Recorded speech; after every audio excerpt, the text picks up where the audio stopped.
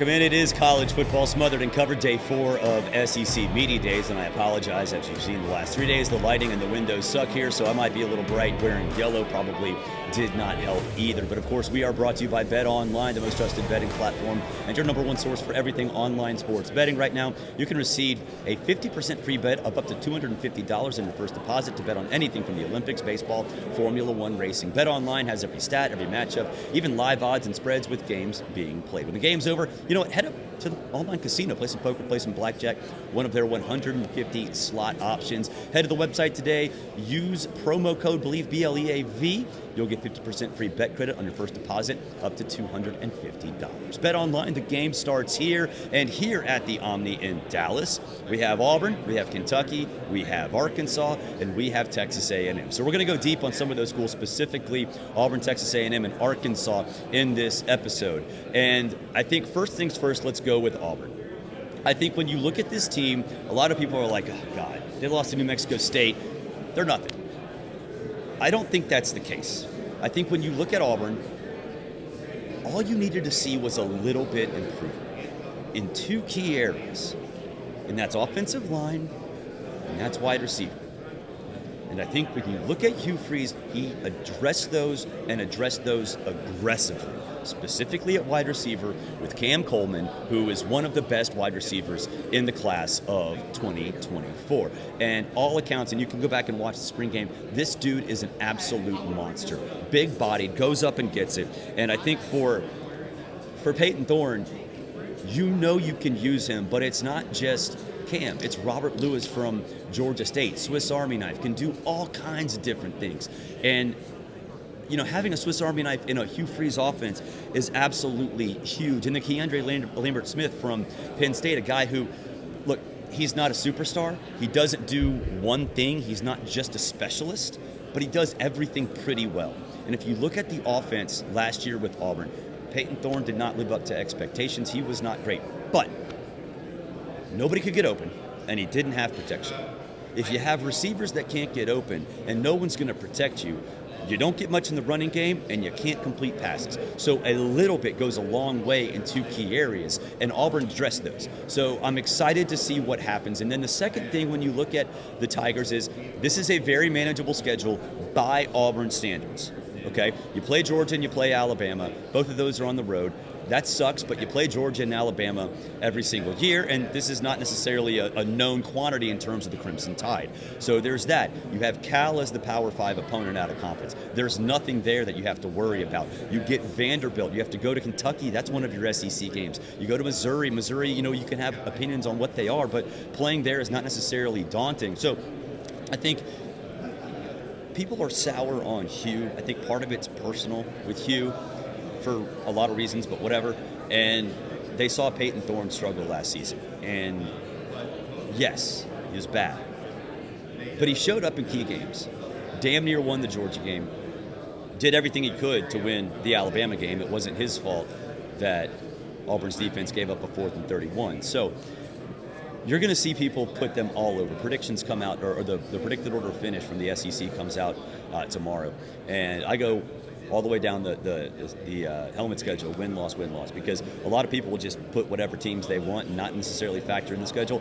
I want to do whatever I think and then have the paper spit out what record is what and who wins where.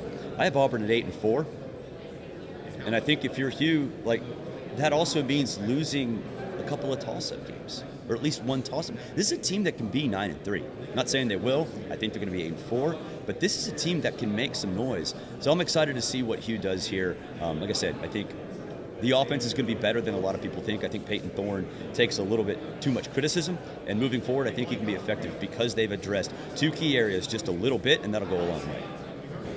Special guest stopping by, Payton Thorne, the quarterback of the Auburn Tigers, going into year 2. Not just as a starting quarterback on the Plains, but also with Hugh Freeze. How you doing? Good. Just got here. Feeling good. Summer's been good. It's getting close now, so feeling good. You've integrated yourself into Auburn, not just with the system, but also, you know, the culture down there. It's a football-crazed town, football-crazed program. So, you know, what have you learned coming from Michigan State about just playing in the SEC and playing in a place like Auburn? Yeah, no doubt. It's definitely different. When people say it means more, it definitely does. And living in the state of Alabama for just over a year now, you kind of realize there's not much to do, honestly. And so you're sitting there, and in the spring, me and my roommate were sitting there. We're like, man, what other than football, what are we doing right now? So you want to go catch a baseball game, you want to go to a basketball game, and so you understand why so many people just love Auburn. Yeah. And obviously, the football games in the fall are a huge deal, and like I said, there's not a ton to do other than, I guess, go to the lake. And if you It's a nice lake. Yeah, if you want to drive down to the beach. Don't jump off that rock, though. That's dangerous. Yeah, right. And then Auburn sports. So yeah, it's been cool. Yeah, as an Auburn grad, I grew up Auburn, and so I know all about that. And it's a great place. It's a great place. This year, last year was disappointing. Highs, lows. Almost beat Georgia, almost beat Alabama, New Mexico State. So you kind of ran the gamut, right? Multiple new receivers, but 3 guys in particular, including Cam Coleman. Just from your perspective, working with those guys, how are they going to help you extend the passing game, make it a little bit better? What specifically do those 3 guys bring that will make this different? Yeah, so like you said, you start with Cam Coleman, obviously a huge name. Auburn fans are super excited huge about guy, him. Too. Yeah, super excited about him, as they should be. Yeah. And he's been great. He's been great to work with. He's a stud. Yeah. I think he's going to have a great chance to only play at Auburn for 3 years and then have his chance in the NFL. Yeah. Works hard. He's been great. And then you go to Keandre, who's the newest of the 4. And knows big game football. Yeah, absolutely. Yeah. Has played big games. He's a really good player. He also works hard, and just he's a guy with a lot of experience, just like Rob. Yeah. And so talking with those guys, it's not. Those guys are different than Cam. Cam, you're teaching some things that a guy hasn't experienced yet. Those guys have experienced it. And the 4th guy that people are sleeping on like crazy, and it's not just because he's one of my best friends, is Sam Jackson. Yeah. He's a stud, and he has a ton of talent, and he brings something that nobody else has. And you guys saw him last year. Yeah, he has something that no other receiver has. He played quarterback in college. Yeah. And so, he understands what I'm looking at. He understands, and I played with him in high school, too, on top of that. So. Oh, really? Yeah. Okay. And he understands space. He understands timing. He understands what I'm going to be looking at. Yeah. And so that's a huge advantage for him as well. And so I think we got 4 new receivers who are all 4 studs and are going to help us a lot. How does that impact Rivaldo Fairweather? Because, you saw him, it was almost like, dude, when he has the ball, he's a monster. Yeah. And now it seems like it'll open up even more for him. Absolutely. There were times where we put him as a single last year into the boundary, and after a couple games, they started clouding coverage to him and putting 2 guys on him to make it really tough. They're not going to be able to do that this year. And so that's huge for him. Like you were saying, we talk so much about these receivers and all the playmakers and everything, and then you forget about Valdo. It's he's one of the best tight ends in the country. So he's awesome. Same thing. Works his butt off, always down for extra throwing and everything like that. So huge fan of him as a player and as a guy. He's a good friend of mine. With Hugh taking a little bit more of a hands-on approach, what have you noticed about that through spring, and what do you expect moving forward? The first thing I would say I've noticed is just he has so many things that are not necessarily common. There's so many things that I'm sitting there watching film with him, and I'm like, dang, I've never heard of that. And I've never heard of somebody doing that. Different packages, different. What does he call them? He calls them menus. He has these menus. Of course he does. Yeah, so it's like Cheesecake Factory with the amount of different menus he has, and so. It's been great learning from him, and it's been great trying to get in his head and see how he's seeing the game and knowing, okay, if this happens, if we do this on this play, what do you expect next? And so I can try to be a step ahead of his thought process before he says it. Yeah. And so you can be that coach on the field type thing. And obviously with the earpiece in this year, it's going to be really good for our communication on the field. But it's been great so far with having Coach Freeze be extremely involved this year. You have so much production at running back returning, and obviously the quarterback's best friend is the running game. How does having the new players, the new receivers outside, how are you going to evolve that attack? You're going to see more stuff in the back, receiving out of the backfield. How much is the new offense, the downfield passing attack, going to help out those guys, especially Jarquez? I think people forget Jarquez might be a first-team All-SEC running back. Right. Our running back room, I think, is loaded. Yeah. Obviously, you start with Jarquez, then you go to Damari, who another guy works his butt off, and then Jeremiah Cobb is a stud too. Yeah. He's outstanding, and so you look at those guys, and they can all catch. They can all run decent enough routes. And Jeremiah is really dynamic in his route running.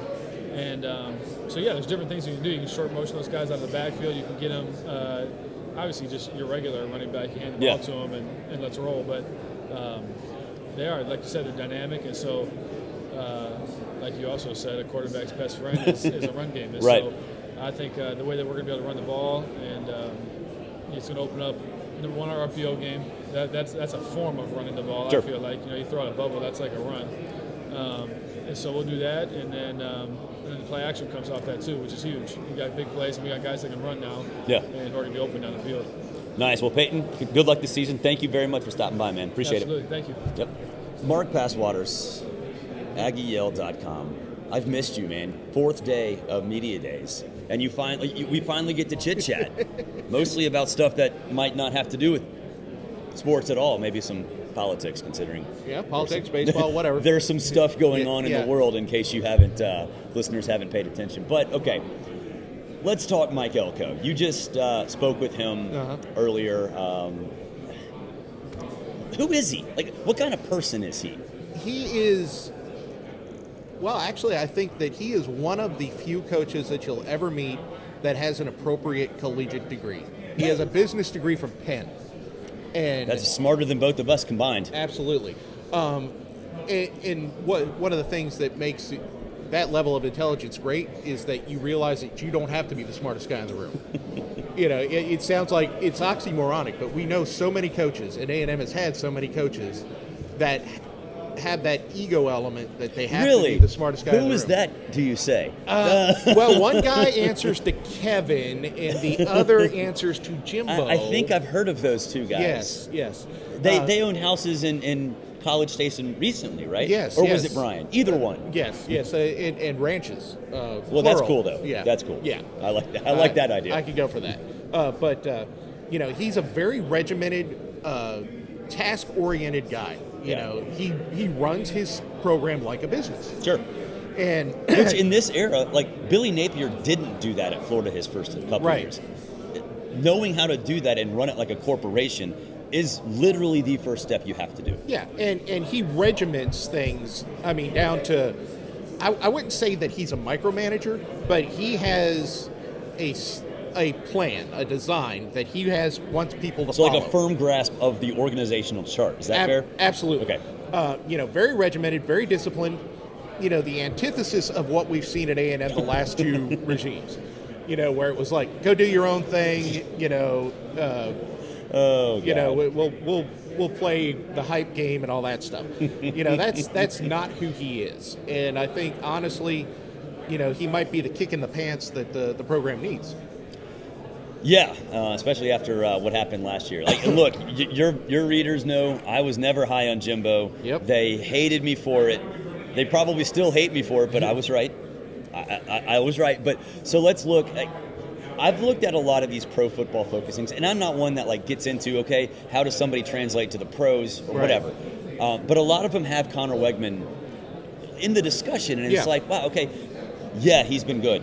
But he's been hurt, and I'm not one to say he's injury prone. The injury last year, pretty much all of us would have been injured by that. It's not the injury prone thing is kind of stupid to me, but we've seen his upside. Yep. He was talented coming into Texas A&M.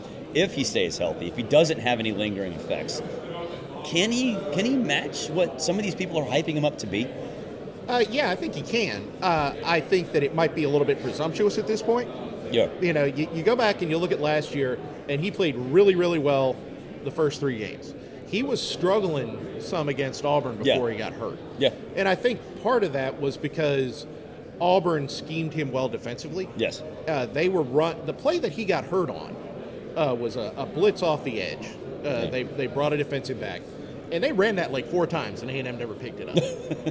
They did. I remember. I went to Auburn, and I covered that game also, so it's true. Yeah. It's like, A&M, do something. They know what you're doing. Yeah, and that play, that repeated play was kind of a summation of A&M the last 2 years. Everybody knows what you're doing. Change it. Yeah.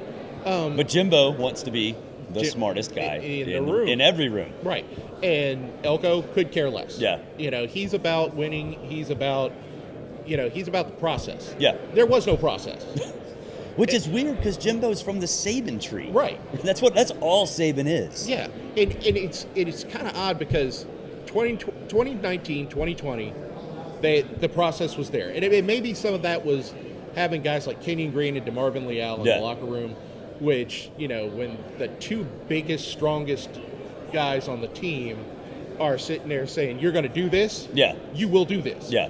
But after he got the contract extension, checked out. And that is so A&M. Kevin Sumlin, Kevin Sumlin gets the extension, checks out.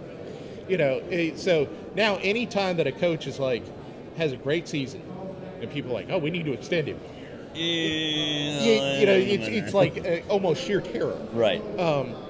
But with that play and with Wigman, it kind of showed the one thing that I really think he needs to work on, and that is just picking up, what the defense is showing. Pocket awareness, line calls, things of that sort.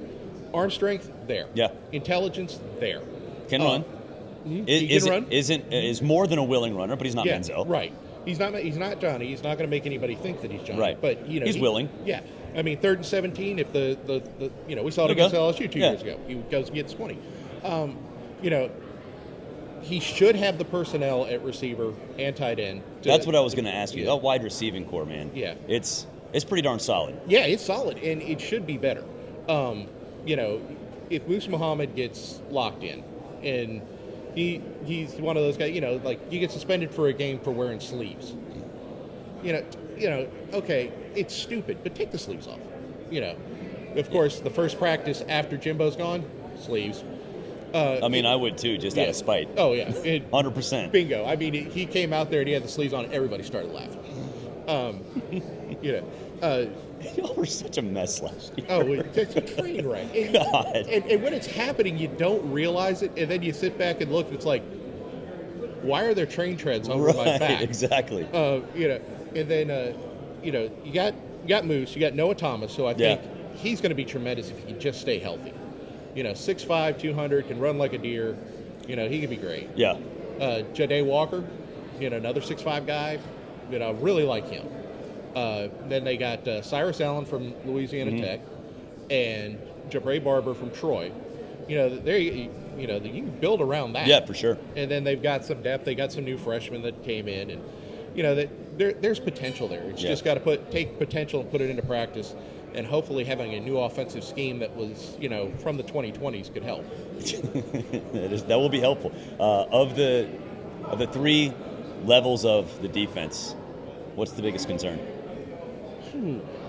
That's a good question. I would probably say depth at defensive tackle, and that's, really... You got to have that. Yeah, and that's kind of, splitting hairs, because you look at it last year, it was obvious what the problem was. Yeah. If you want to beat A&M, if you got time, just throw it deep. Yeah. They couldn't cover. But they went out and they got a ton of corners. They can all play. Des Ricks from Alabama is a guy we haven't even seen yet. Yeah. Who could be really good. Terry Bussey, best athlete in the country. They got him. But, you got Will Lee from K-State. Donovan Saunders, who was out at Cal Poly, who had a great season at that level. BJ Mays, who was at UIB. These guys all have, they've been out there. They've been through the wars, and they've succeeded. And that's not what they had last year. So you add in the guys like Ricks and Bussey, and they've got something. Yeah. Safety, they're really deep. Linebacker, I like what they got. Nick Scorton and Shamar Stewart at defensive end. That's nasty. It is. That's one spot where you're like, okay, A&M's offense needs to be really good, but if you can just make some hay off the edge defensively, you're not going to ask that offense to do everything that some other offense, like a Jimbo offense, has to do. Yeah, and and here's the thing. They've got depth. That's why I'm focusing in on defensive tackle. You've got Shamar Turner. You got DJ Hicks. Then you've got Albert Regis. But then you kind of got some questions. Yeah. But outside of that, you look everywhere else, they go 2-3 deep. Yep. And people forget how good Elko's defense was in 21 before he left. 3rd overall. and he says this could be better. Yeah, that could be nasty. Well, Mark, tell the listeners how they find your fantastic work and how they can follow your musings on social media. Well, the website's aggieyell.com, and my Twitter is @MBPRivals, and I am working on a postdoctorate in snark. So, maybe I can get there in a couple of years. Snark. I love that. Well, dude, appreciate it. No problem, buddy. Joined now by my Radio Row neighbor. His desk is right there. He is John Nabors, 90 State Sports. So no pun intended on the neighbor thing. A little bit. Right. A little bit of a pun. Nice. So, we're going to talk Arkansas, but night 3 of SEC Media Days means karaoke night. And I think we nailed it. Dude, I think we get better every year, to be honest. I think that we deserve a record contract. I was too. upset that we didn't get a record contract in Nashville last year. I know. I'm hoping that at some point in time, one day it's going to happen to where they're going to be like, man, the way you sing karaoke and the way you guys do it, we need you to be on it, like Taylor Swift type stuff.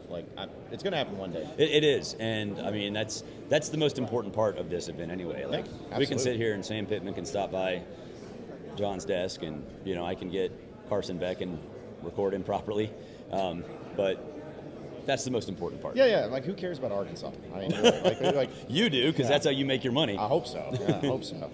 All right, let's talk Arkansas. I think everyone looks at Arkansas and thinks Sam Pittman, hot seat. Okay, that he has to win. That is without a doubt. If you send a press release saying we're committed to Sam Pittman after last season, that means you're committed until September, right? How does he get off the hot seat? Man, I have been thinking about this for so long, and this is the weirdest year I think I've ever had going into Razorback football, where this is the least excited I can ever remember fans being. Well, everyone's got basketball to worry about. Yeah. Thank goodness for something at least. But it's but with Sam Pittman, even in the Chad Morris era, which as bad as it was, he was only there 2 years. So at least, and he had that great recruiting class, so people are still trying to convince themselves it's going to work out. But this is the year where Razorback fans just aren't excited. Yeah. And I've looked at it as, with the schedule, I think Arkansas is going to be a better team than what they were a year ago. But if Sam Pittman truly wants to be the head coach and continue to be the head coach and not be on the hot seat, as you put it, to me, you got 7-5 has to be the minimum. Even going to a bowl game 6-6, it sets you up to have a losing record, because if you lose the bowl game, put you at that. But I think 7 wins, you have to get there. So, and we've talked about this. The schedule makers in the SEC for the last decade have hated Arkansas. Oh, yeah. Whatever they did, whatever Arkansas did, whether it be Jeff Long or the Petrino thing or whatever, schedule makers have hated Arkansas. It's the greatest rivalry in the conference. It is. It's a great rivalry.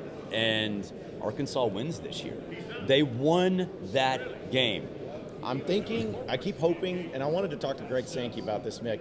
Did this make up for the COVID year when... Oh, my God, your COVID year. It was Sam Pittman's first season. He had no spring practice, and you got a 10 SEC game schedule, and it's like, oh, yeah, Arkansas, you're 8 already games there. How about this? We're going to give you Georgia and Florida on that. And Georgia to open the season. In Little Rock. Yes, and in Florida, who ended up with Dan Mullen being one of the better teams in the SEC. They went to the SEC championship game. So it's like, oh, thanks.